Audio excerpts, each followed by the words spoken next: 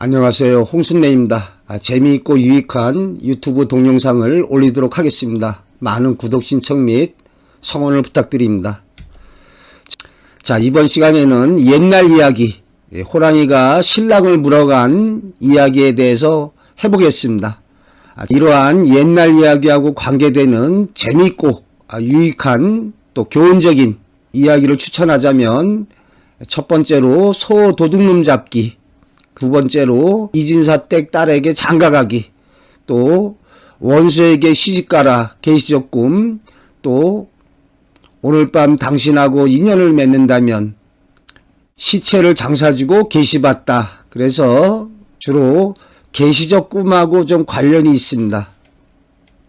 옛날에 이렇게 호랑이가 이렇게 사람을 물어가는 얘기가 구비문학대계 같은 데 보면은 상당히 많이 나옵니다. 그래서 이 호식을 당한다, 그러한 사주팔자가 있다. 그래서 사주에서는 그 백호살이라고 그래가지고 이런 게 있으면은 이런 호랑이한테 좀 물려갈 수가 있다. 요즘에는 호랑이가 없어졌지만 어떠한 그 교통사고 또는 아주 무서운 병마에 시달릴 적에 이러한 사주에 백호살이 있는 사람이 좀 관련이 있겠습니다. 그래서 사주에 백호살이 하나가 아니라 두 개, 세 개 이렇게 있는 사람들이 아무래도 몸에 살자국, 수술하는 일로 일어날 수가 있습니다. 자, 그러면 옛날 얘기로 들어가서 이렇게 지명을 갖다가 제가 임의로 고쳐서 그냥 재미나게 윤색해 봤습니다. 옛날에 춘천의 어떠한 홍대감 집에서 이렇게 혼례를 갖다가 치르고 그 신랑이 신방에 막 들어가려는 찰나에 난데없는 커다란 호랑이가 담을 뛰어넘어와서 신랑을 물어가지고 달아나 버린 거예요. 옛날에는 혼례를 그 신부 집에서 치렀습니다. 그래서 혼례를 치르고 3일간 이렇게 신부 집에서 머물다가 그 후에 신부를 데리고 이제 신랑의 집으로 가는 거죠. 자, 여기에서는 이제 혼례를 치르는데 원래 그 혼례라는 게 어두울 혼자가 되겠습니다. 그 옆에 그 계집녀를 붙이면 혼이 날 혼자가 되겠습니다. 그래서 이전에 원래는 이렇게 저물어서 혼례를 갖다가 치르고 이제 이어서 신방으로 들어가는 거죠.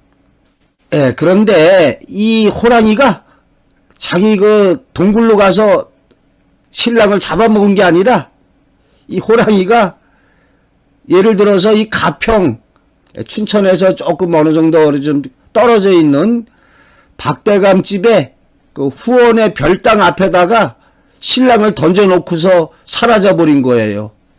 자, 그러니까 뭐가 쿵 하는 소리에 그 박대감의 그 딸이 나와서, 외동딸이 있었는데 나와서 딱 보니까 아주 그 준수한 선비가 기절해가지고 이렇게 떡하니 누워있는 거죠. 신랑은 이제 호랑이한테 물리는 순간에 죽었다, 기절한 거죠. 그래서 이제 방 안에 들여서 이렇게 극진히 간호하다 보니까 이 선비가 얼굴도 준수하고 아주 좀 남녀간이라는 게 그 이진사댁 딸에게 장가가기 거기도 나오지만 이렇게 한 공간에 있으면 전기로 말하면 플러스 마이너스 이렇게 딱 합쳐지듯이 뭔가 염분이 나고 사단이 나기 마련이죠. 이제 서로 좋아하게 된 거죠. 그래서 이 박대감 딸이 선비가 아주 마음에 들어서 이렇게 혼인을 갖다가 좀 하려고 그랬죠. 이렇게 자기 아버지한테 얘기해서 저 난군으로 맞이하게 해주세요. 그랬더니 근데 신랑이 사정을 얘기하는 거죠. 사실은 내가 춘천의 그 홍대감집에서 혼례를 치르고 신방에 들어가려는 찰나에 호랑이한테 물려서 이렇게 왔다고. 그래서 저쪽에도 얘기를 해야 되지 않느냐. 그래서 춘천의 홍대감집에 연락을 하게 되는 거죠. 그랬더니 이 홍대감집에서는 아니 호랑이한테 물려가서 죽은 줄 알았는데 살아있다고 하니까 뭐라 그러겠습니까? 우리 신랑 내놔라. 근데 가평의 박대감은 딸이 좋아한다니까 못 주겠다. 이렇게 송사가 붙었죠.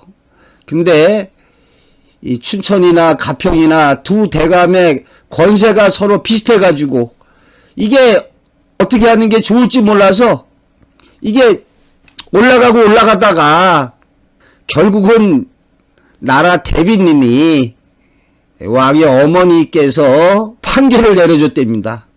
그랬는데 그 판결에 그래도 모두가 좀 수긍을 했다 이거죠.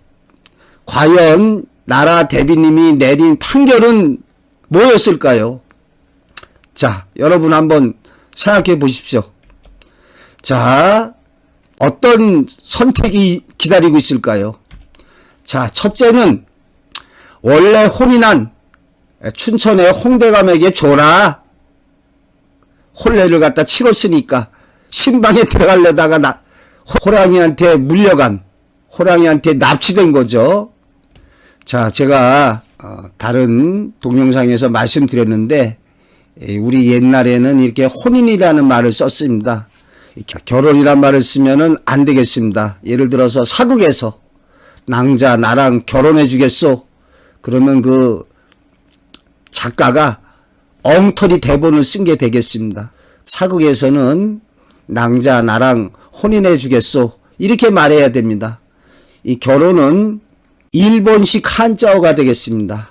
그래서 일본어로 아나다와結婚 시마시다까 당신은 결혼했습니까?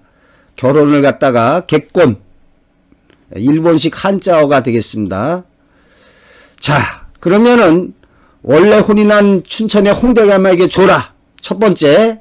자, 두 번째는 호랑이가 물어다 준 가평의 박대감에게 신랑을 갖다가 가게 해라. 이렇게 판결이 내릴 수가 있어요.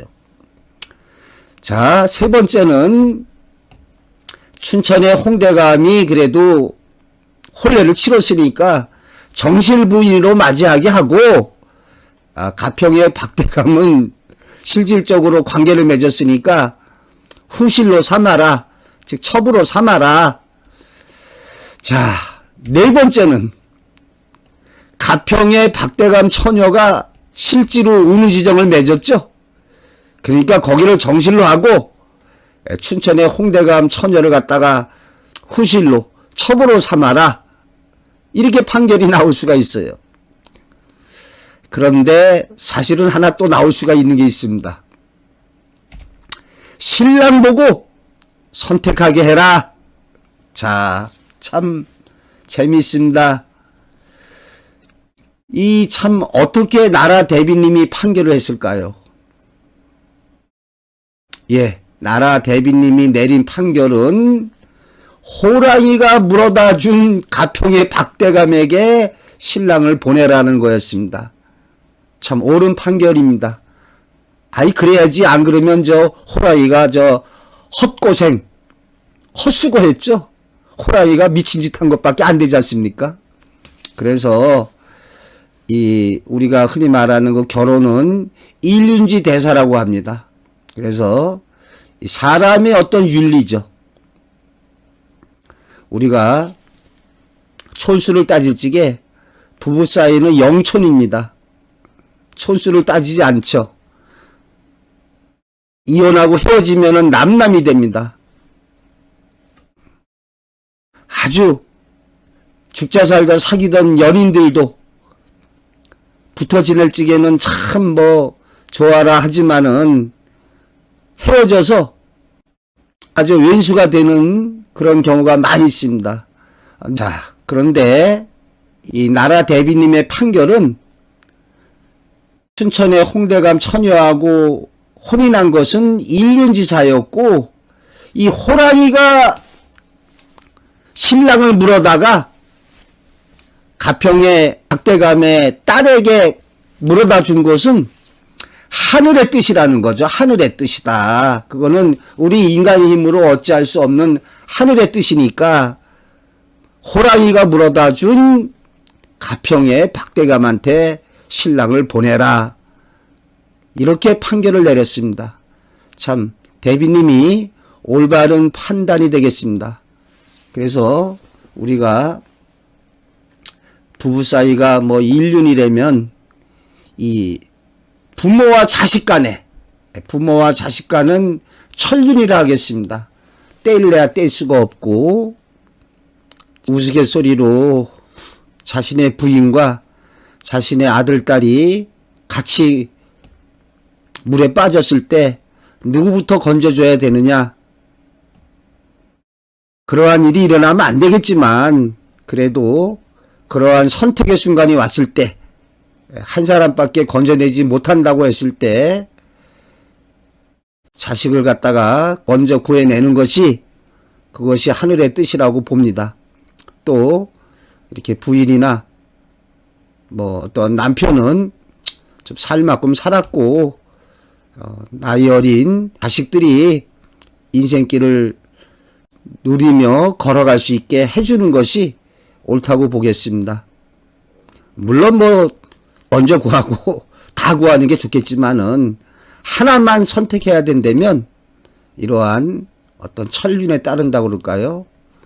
뭐 저희처럼 살 만큼 사는 사람들은 이러한 삶의 어떠한 미련을, 애착을 지녀서는 안 되겠습니다. 예, 이 이야기를 하다 보니까 너무나 가슴 아픈 이야기 하나가 생각나서 이렇게 덧붙여서 말씀을 드려보고자 합니다. 오래전에 실제로 있었던 이야기입니다. 제가 알기에 영화화까지 된 거로 알고 있습니다. 부부가 둘 다 부부교사입니다. 그런데 남편은 서울에서 근무하고 있었고 아내는 홍천군의 내촌이라는 곳에서 아들 하나 데리고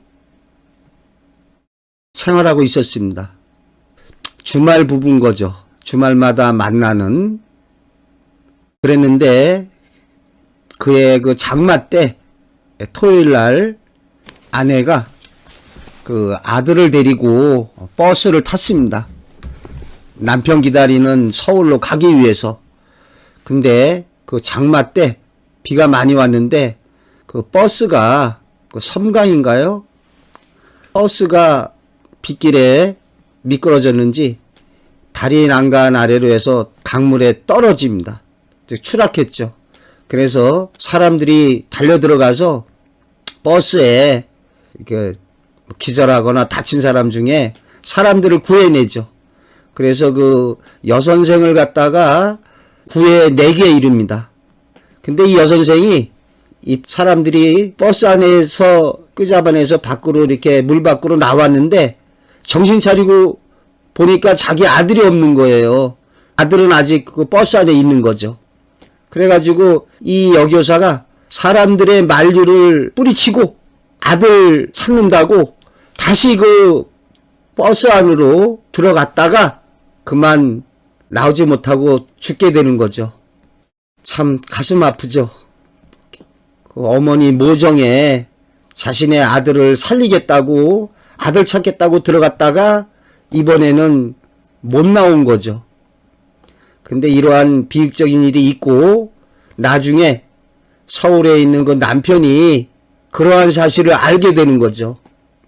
처음에 사람들이 아내를 갖다가 이렇게 구해줬는데 다시 자식을 갖다가 찾겠다고 들어가서 못 나왔습니다. 그랬는데 그때 장마 때 강물에 떠내려갔는지 그 아들의 시체를 찾을 수가 없었던 거예요. 그래서 그 잠수부들이 뭐 찾고 그래도 결국 못 찾다가 나중에 아들의 시체를 찾아주면 뭐 현상금을 뭐 500만 원을 주겠다 이렇게 했는데도 그 아들 시체를 찾지 못했습니다. 그랬는데 아주 시일이 좀 지나가지고 제가 알기에 그 인천 앞바다인가요? 거기 그 바다에 시체가 이렇게 둥둥 이렇게 애기 시체가 떠다니는데 그걸 갖다가 그 어선이 어부가 보고도 아기 시체를 갖다가 건져내는 게 아니라 이렇게 오면은 이렇게 그냥 장대로 밀어내고 그 왜냐하면은 그 이렇게 시체 신고하면은 경찰서에서 오라 가라 뭐 귀찮다고 그 좀 안 하고 그런 일도 있었답니다. 그런데 어느 마음 착한 어부가 시체를 건져내서 경찰서에 신고를 한 거죠. 장마 때 아들의 시체가 바다까지 떠내려갔던 거죠.